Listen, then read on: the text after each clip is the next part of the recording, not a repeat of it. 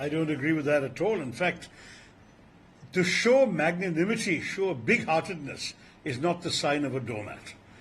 This is a party that has said, we have the larger picture in mind. We are thinking of the country first. And where we have a coalition arrangement, we believe that making concessions in the interests of the larger alliance is not a defeat or a surrender. It is a sign of large-heartedness, a willingness to accommodate, and a willingness to move forward.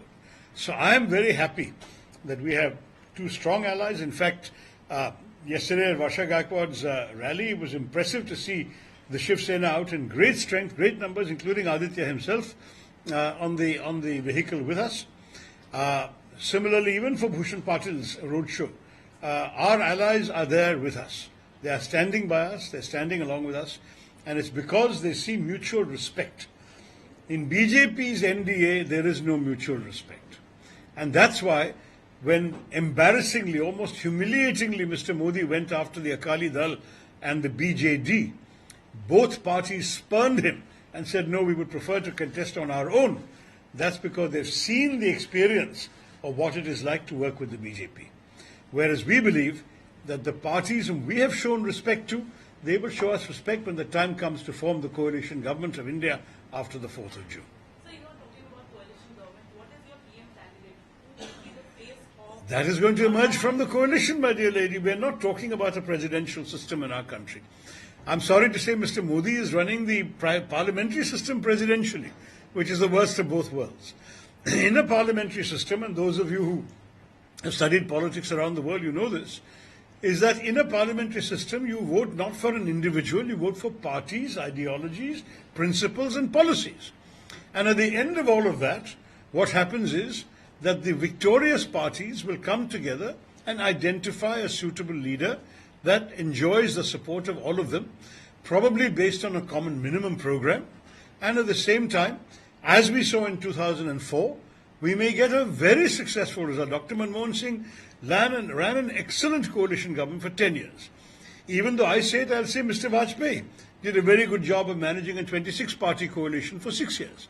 So coalition governments are nothing for the country to worry about. They are, in fact, the track record of coalition governments in India shows that economic growth has been better under coalition governments than under single-party governments. So I will say that we are not at all worried about this.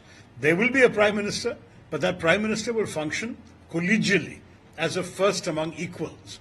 And I have no concern at all in my mind. In fact, I think, again, as I said, like 2004, some parties that have campaigned alongside us in the election and some parties that have campaigned against us or separately from us in the election will all come together in the larger interest of stopping the BJP and the NDA coming back. Rahul Gandhi has challenged PM Modi and asked him for a face-off, for a debate. What's your take on it? I think, frankly, it's important for the nation to realize that what we have in this country is a Prime Minister who has never held an open press conference in his entire life. He used to call our Prime Minister Manmohan Singh.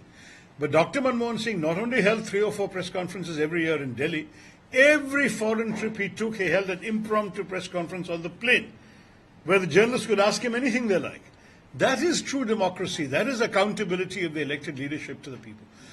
Other than scripted interviews on television where everything is already pre-arranged with very sympathetic interviewers, where have you seen Mr. Modi answering completely unprepared, unscripted questions spontaneously?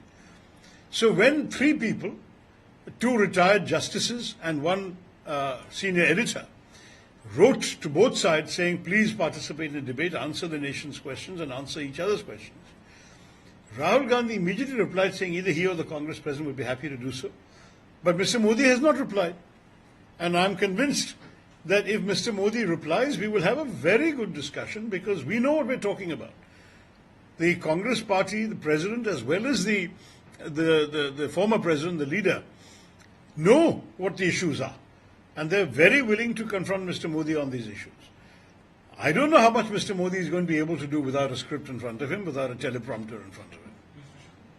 Yeah. Zara sa आवाज बढ़ाना. Here from the Hindu. So I just wanted to ask you, see, Bombay has been a bastion of Shiv Sena. Yeah. And you were the Congress was considered as an arch rival. Yes. And this is for the first time you guys are coming together. Do you think the vote Shiv Sena is the Congress concerned about the Shiv Sena vote? You mean the transferability of votes? No, I think we rely on the Shiv Sena, which has a tight organizational structure, to deliver on that. I mean, the truth is that in these matters, history is never the best guide. Because when parties that were not previously allied come together, a new culture has to be born.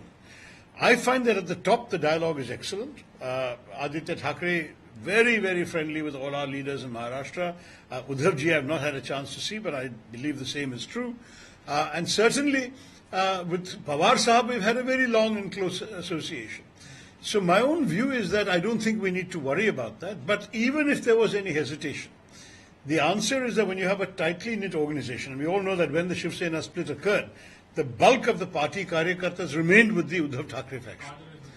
Yeah, and therefore I would say that they should be able to deliver the vote transfers as required, just as our own voters have shown a great deal of willingness to rally behind the Shiv Sena candidates where they are required. It's a mutual give and take. So Kejriwal has attacked Prime Minister Narendra Modi and said that his age of retirement is coming soon. Is he asking votes for Amit Shah or what he is doing?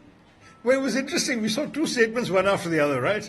We saw Amit Shah saying that Mr. Modi insists that everyone step down at 75. And then the next day we saw Mr. Amit Shah saying Mr. Modi will continue till 2029. So journalists should ask Mr. Amit Shah which one is correct. I mean, I think he shouldn't be asking the Congress. I think Mr. Kejriwal is right to point this contradiction out. That if Mr. Modi turns 75 in 2025, September, and that is according to whatever date of birth is officially on the record. We know that Mr. Modi, with his date of birth and his educational qualifications, there are various versions, but be that as it may, in September 2025, are we going to see a change of Prime Minister? Or is there going to be an exception for one man? But let me say, in any case, we don't have to wait till September 2025. There will be a change of Prime Minister